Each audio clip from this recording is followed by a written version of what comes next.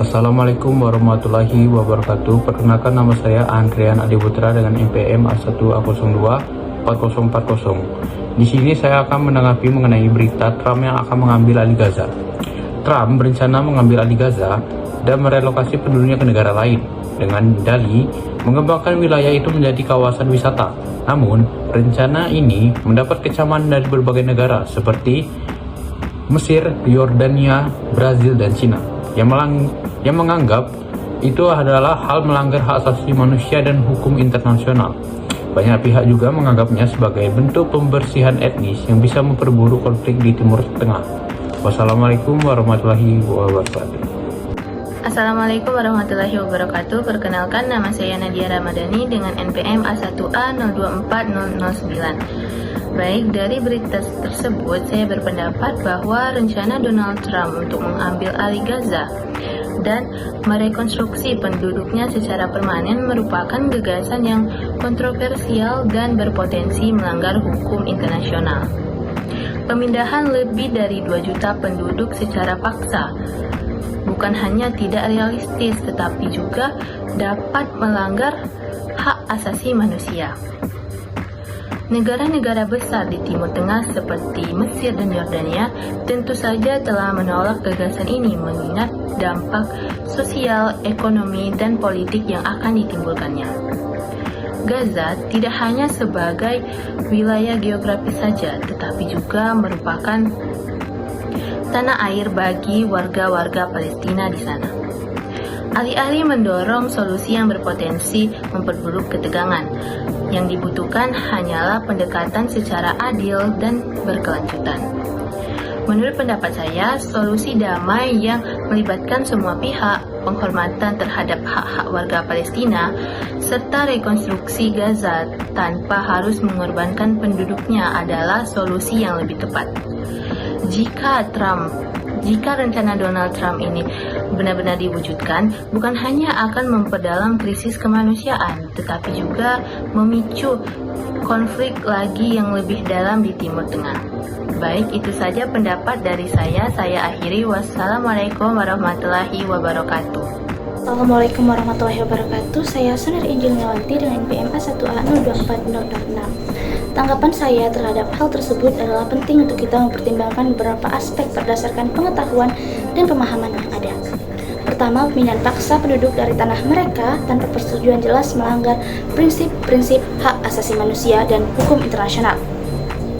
Warga Gaza memiliki hak untuk tetap tinggal di tanah mereka dan setiap upaya untuk memindahkan mereka secara paksa harus ditentang. Selanjutnya, transformasi Gaza menjadi destinasi wisata tanpa melibatkan penduduk aslinya, mengabaikan hak mereka untuk menentukan nasib sendiri dan berpartisipasi dalam pembangunan ekonomi wilayah mereka. Pembangunan yang berkelanjutan dan adil seharusnya melibatkan partisipasi aktif dari komunitas lokal, bukan dengan mengusir mereka.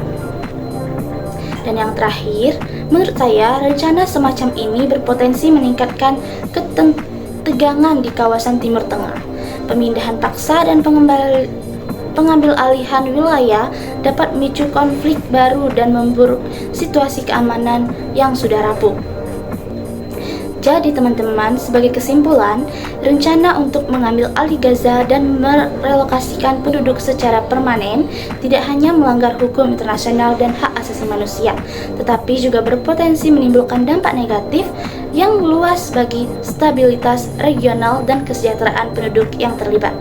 Saya akhiri, wabillahi taufiq wal hidayah. Wassalamualaikum warahmatullahi wabarakatuh. Assalamualaikum warahmatullahi wabarakatuh. Perkenalkan, saya Yalisa Ritama dengan NPM A1A024024. Saya berasal dari kelas 2B Pendidikan Bahasa Indonesia. Di sini, saya akan menjelaskan tentang suatu tanggapan tugas kelompok yang akan menanggapi atau skemata tentang apa yang kita lihat dari sebuah berita yang telah dicantumkan pada e-learning. Baiklah, tanggapan saya tentang sebuah berita tersebut yaitu keinginan untuk menguasai atau memiliki wilayah Gaza dan memindahkan semua penduduknya secara permanen. Namun, bisa kita lihat sungguh besar jika kontroversi yang diberikan tersebut memicu keributan di tingkat nasional ataupun di tingkat internasional. Karena Gaza adalah wilayah yang sangat identik dan menjadi pusat konflik antara negara Israel dan Palestina.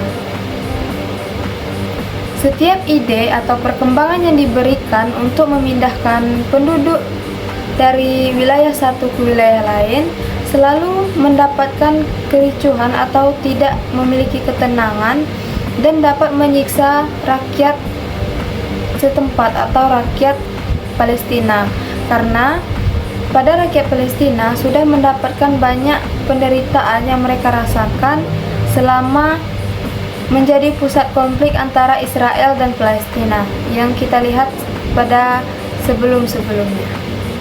Mereka sudah lama dalam situasi yang dikatakan penderitaan atau kesengsaraan yang membuat hidup mereka tidak terarah atau tidak teratur lagi, karena penduduknya sudah mulai teracak. Mungkin hanya itu tanggapan yang dapat saya sampaikan.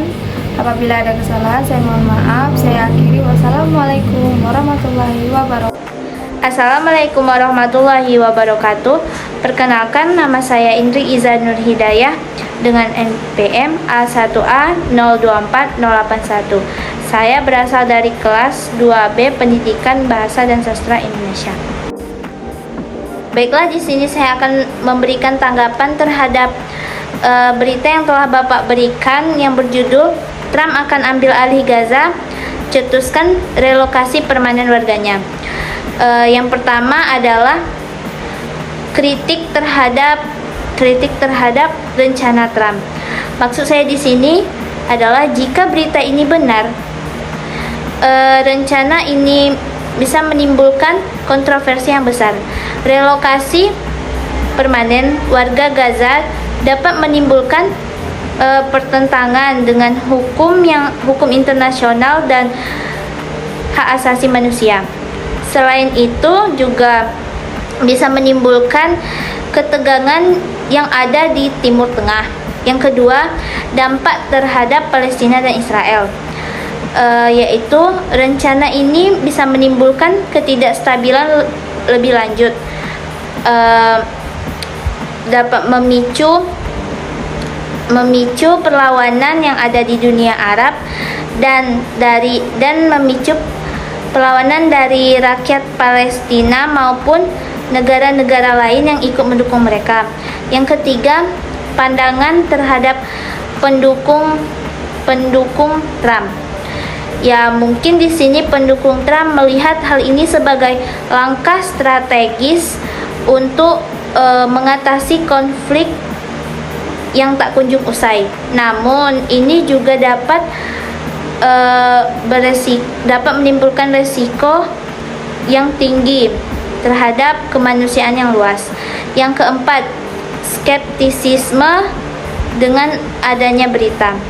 Sebelum kita bereaksi lebih lanjut, sebaiknya kita harus melihat dulu apakah berita ini benar atau berita ini hanya spekulasi politik saja. Mungkin itu saja yang bisa saya sampaikan. Lebih dan kurangnya saya mohon maaf. Cukup sekian. Wassalamualaikum warahmatullahi wabarakatuh.